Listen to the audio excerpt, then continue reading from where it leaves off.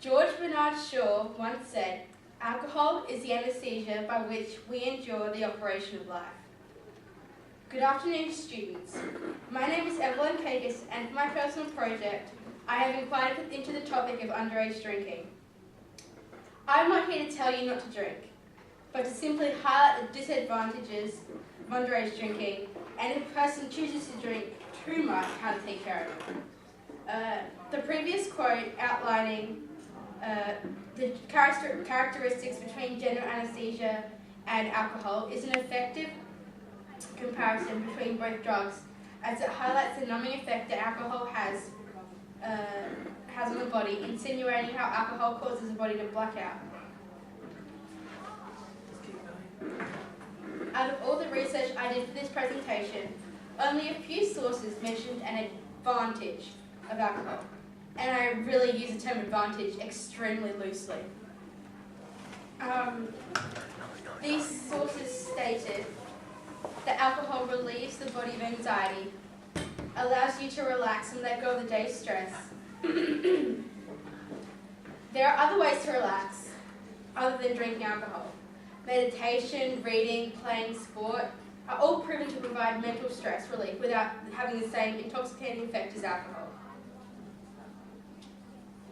For us to fully comprehend the effects of alcohol, it is important to recognise what alcohol is exactly and what forms it is most lethal in. So, as I said before, there's no real advantage if you think about it.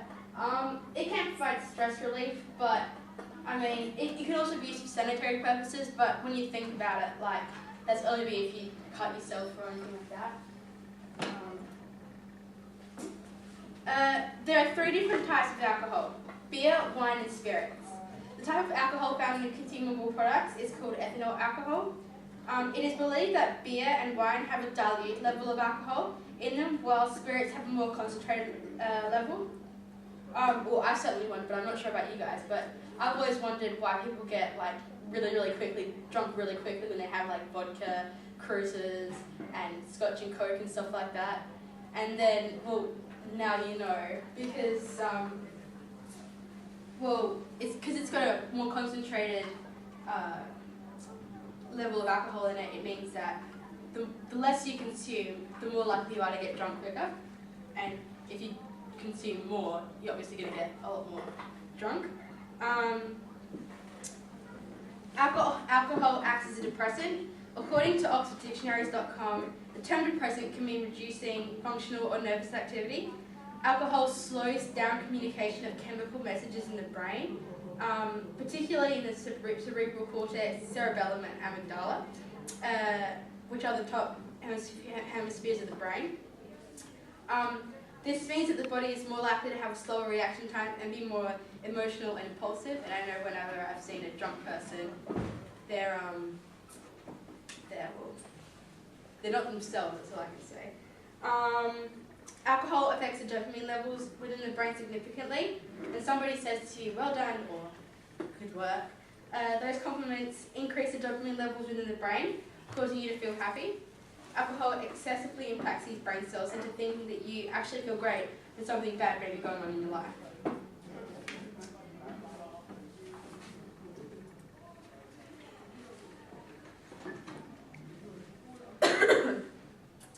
Now, let's run through the night of a teenage drinker, shall we? Your friend says, "Hey mate, want a beer?" Instantly, a rush of possibilities and questions flood into your head. What should I say? Am I old enough to drink? What if I get caught? What if I drink too much? What if my parents find out? What happens if I say no? It is scary being underage and drinking alcohol. Because we are young, we don't have the capability to make well-informed decisions. Our developing brain considers our choices based on a risk-reward factor, meaning the greater the risk, the greater the reward. So this person accepts the alcohol from his friend with the intention of becoming cooler and more respected. I cannot stress this enough to every single one of you in this room. If you do not want to drink alcohol, do not drink it. This is a very personal choice. Do not let your peers and friends influence you. Like you are told since you're a child, don't ever make anyone force you to do something you don't want to do. After a few drinks, you start feeling funny.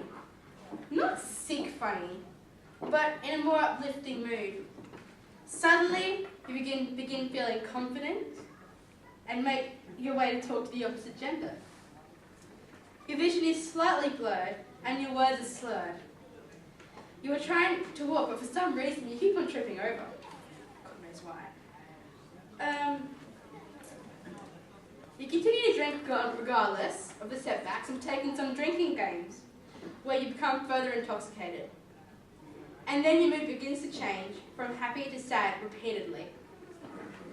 One minute you are rejoicing for the presence of alcohol in your life, and the next minute you are crying to your friend about how bad your life is. Eventually your stomach grows queasy and you begin feeling lightheaded. Nevertheless, you keep on drinking. You say to your friend, I don't feel well, and they care for you. The next thing you know, you've blacked out. You do not have any recollection of what happened to you after you spoke to your friend. Let me reiterate that for you. You do not have any recollection of what happened to you last night from 11 p.m. to 11 a.m. You don't know what's happened to your body during that time. You wake up, your head's sore, and you have a thumping headache, made worse by your vomit-drenched attire and foul smell illuminating from your body. As far as you know, it was just a standard Saturday night. What I just explained to you was what alcohol does to people in the short term. It alters speech, blurs thought, slows reaction time, dulls hearing, over-exaggerates emotions, something I know all too well, impairs vision, clouds the memory, lowers inhibitions, and makes you sleepy. On average, it takes the body 1 hour to consume, digest, and remove 1 sip of alcohol. With this in mind, the immediate effects of alcohol would last until all alcohol consumed leaves the body. Too much alcohol in a short time frame can overwhelm the liver, causing the effects to be prolonged and, in some extreme cases, alcohol poisoning. For my project, I conducted a survey amongst my peers, asking questions specifying on their opinions of why young people drink. Some of you guys may have done this. I remember some. Sophie, Lexi, there you go, Jordan. Jordan partook in it. I asked, why do you think young people drink? And the 2 most popular responses were, YOLO, and it's fun. Let me ask you all this question. Do you think it's fun waking up not knowing where you are? Do you think it's fun not being able to remember most of your youth? Do you think it's fun being diagnosed with a lifelong illness at a young age? People say YOLO, meaning you are only young once.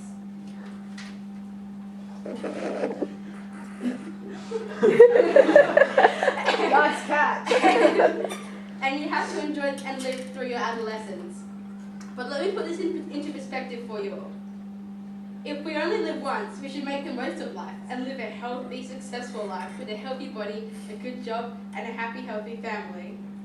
Drinking excessively from a young age significantly decreases the likelihood of any of the previous events from occurring.